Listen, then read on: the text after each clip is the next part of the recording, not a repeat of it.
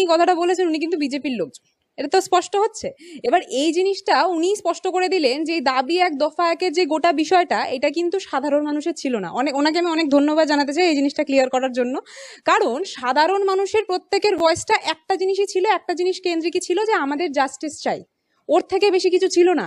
এই দাবি এক দফা এক, মমতা ব্যানার্জির এই ওই সেই তাই, এই গোটা বিষয়টা ওরা বাংলাদেশ থেকে নিয়েছে। ঠিক আছে, মানে এটা হচ্ছে কপিরাইট। আমি জানি না বাংলাদেশে যদি অন্য কেউ থাকতেন এটার উপর কপি। মৌসুমী ভট্টাচার্য একটা কথা বলে, বিতর্কিতমূলক কথা, বক্তব্য, গণপিটুনির কথা বলে, সেখানে দেখলাম কুণাল ঘোষ তাকে বিয়ের প্রস্তাব দিয়েছে, কি বলবেন? কুণাল দা যার জন্য বিয়ের প্রস্তাবটা দিয়েছে সেই বিষয়টা কিন্তু বেশ ইন্টারেস্টিং, জানো তো।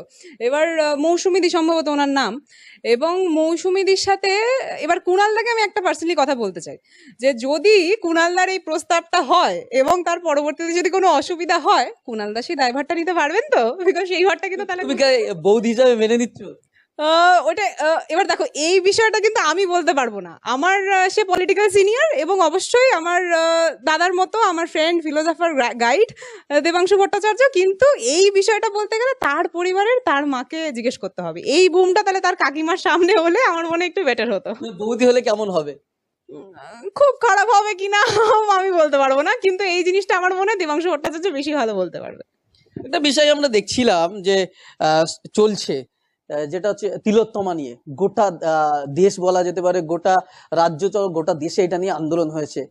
কিন্তু যেই তিলোত্তমা নিয়ে যিনি আইনজীবীর ভূমিকায় ছিলেন, যেখানে তিনি বলছিলেন যে আমি ফ্রিতে কেস লড়ছি, বিকাশ রঞ্জন ভট্টাচার্য, সেই বিকাশ রঞ্জন ভট্টাচার্যকে তিলোত্তমার বাবা মা সরিয়ে দিয়েছে, তার জায়গায় অন্য একজন আইনজীবীকে নিয়ে এসছে। এটা নিয়ে কি বলবে? দেখুন, আমরা না প্রথম থেকেই একটা কথা বলে এসেছি যে গোটা বিষয়টাকে একটা নোংরাভাবে রাজনীতিকরণ করার চেষ্টা করা হচ্ছিল। যে কথাটা তুমি বললে এক্ষুনি যে তিলোত্তমার কেসটা নিয়ে শুধুমাত্র তো বাংলা নয়, বাংলার বাইরের লোকজনও কিন্তু ভীষণভাবে কনসার্ন ছিল, এবং জাস্টিসের জন্য আমরা প্রত্যেকে এক কণ্ঠে গলা মিলিয়ে এসেছি। কিন্তু বিকাশ দায় যে ফ্রিতে কেস লড়বো, বিকাশ দা বোধহয় এই জিনিসটা নিজের কোনো রাজনৈতিক লাভের জন্যই বলেছিলেন, এবং এই জিনিসটা হয়তো তার বাবা মার কাছে স্পষ্ট হয়ে দাঁড়িয়েছে।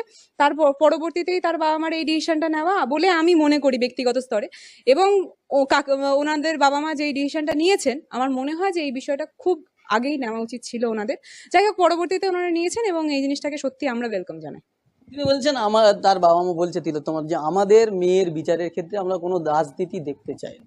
একদমই তাই। এই কথাটা তো শুধুমাত্র ওনার বাবা মার নয়, এটা তো প্রত্যেকেরই ছিল, এবং গোটা বিষয়টাকে রাজনীতিকরণ করা হয়েছে ডিওয়াইএফআই, সিপিএম এবং অবশ্যই বিজেপির প্রত্যেকটা মানুষজনের দ্বারা। আজকের দিনে দাঁড়িয়ে যখন ডাক্তাররা আন্দোলন শুরু করে, অর্থাৎ আমি একদম একদম তার পরের দিনের কথাটা বলছি, যখন প্রথম দিন আন্দোলনটা শুরু হয় তখন ওরা বলে দিয়েছিলেন কেউ যাতে নিজেদের পলিটিক্যাল ব্যানার্স নিয়ে বা পলিটিক্যাল পরিচিতি নিয়ে এখানে না আসে, সবাইকে নিজেদের পলিটিক্যাল পরিচিতি, পলিটিক্যাল ব্যানার সেই গেটটার বাইরে রাখতে হবে। আপনার আই গেস মনে আছে সেখানে দাঁড়িয়ে যারা সিপিএম এর সাথে যুক্ত বিভিন্ন লোকজন সেখানে দাঁড়িয়ে সেই মঞ্চ আলোকিত করেছে। শুধুমাত্র আলোকিত নয়, সেই মঞ্চ থেকে এমন মানুষজনকে ক্ষিপ্ত করার মতো কথা বলেছে, সরকারের বিরুদ্ধে কথা বলে এসছে প্রথম দিন থেকেই।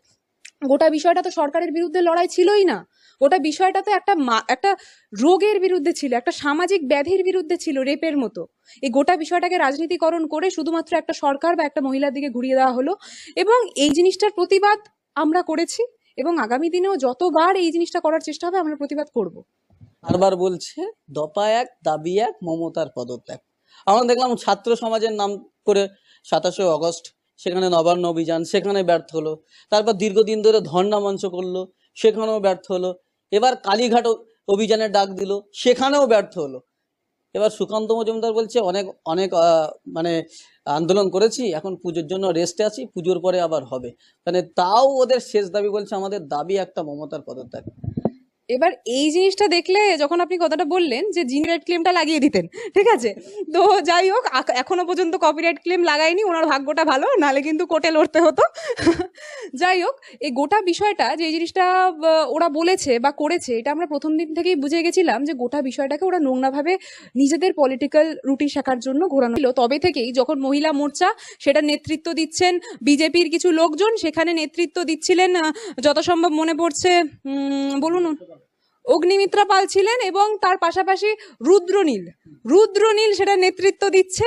শুধু রুদ্রনীল নয়, তার পাশে ভগবান অভিজিৎ গাঙ্গুলি, আই গেস নামটা, অভিজিৎ গাঙ্গুলি ওখানে ছিলেন এবং সবাই সবাই যখন গোটা বিষয়টা সেখানে উপস্থিত হচ্ছেন, এবং ওনারা কিন্তু কোনো পতাকা আলাদাভাবে রেখে উপস্থিত হয়নি, তাদের সাথে পতাকাটা নিজের কাঁধে জড়িয়েই হয়তো উপস্থিত হয়েছিলেন, জানেন তো।